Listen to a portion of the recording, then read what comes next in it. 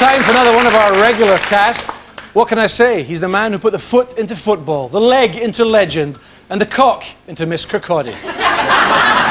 It's Bob Doolally, ladies and gentlemen.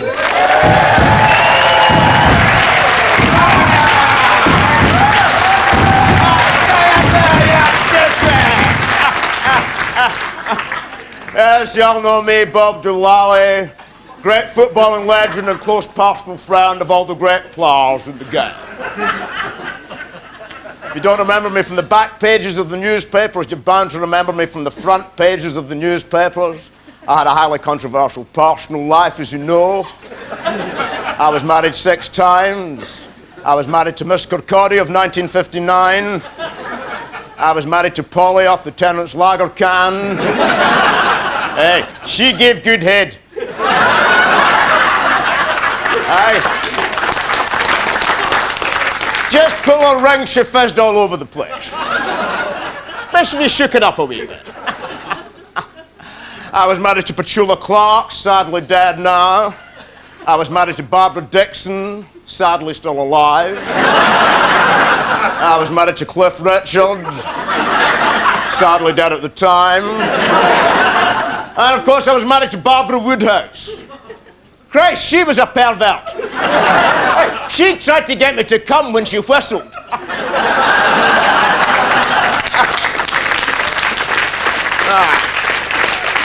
That in my personal opinion, ladies and gentlemen, all modern football players, they're all Jessies. They've had it too easy. When I was a laddie growing up in Glasgow during the war, we couldn't even afford a proper football. So we had to play with whatever we could get our hands on. We, Bobby McInnesby, close personal friend of mine, sadly dead now. He could play keepy-uppy for 2 hours solid.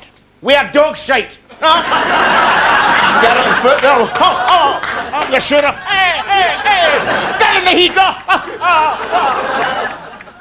Just a wee bit of advice. If you get it in your head, keep the mouth shut. Sadly dead. No, but honestly, young people lose days. When I was a laddie, if you had 6pence, it was like you'd won the lottery.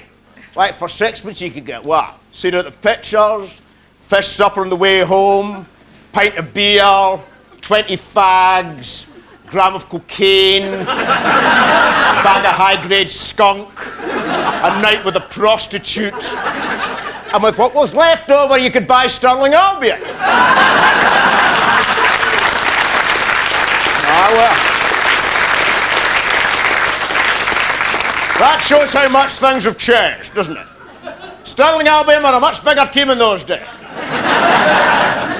Of course, the war changed everything. My mother, God rest her soul, she was called up to work in the shipyards of the Clyde for 5 years, cleaning out the rivet holes with her nipples. That's a skill that's sadly dead now.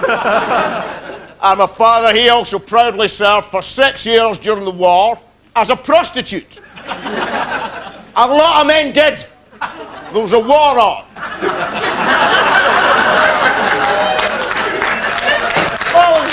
I was very fortunate towards the end of the war to be offered professional forms by Preston North End, who were the Manchester Uniteds of their day.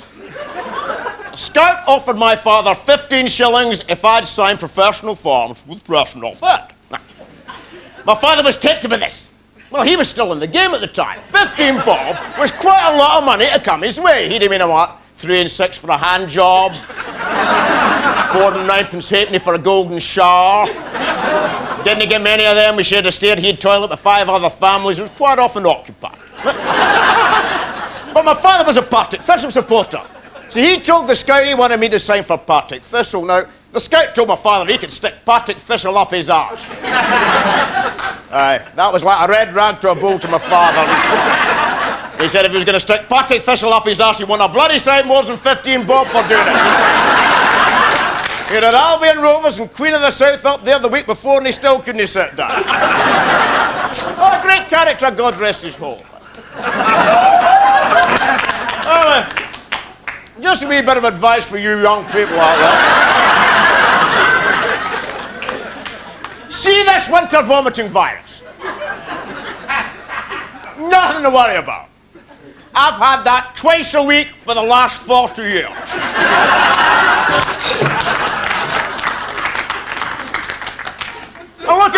all right. Cheers.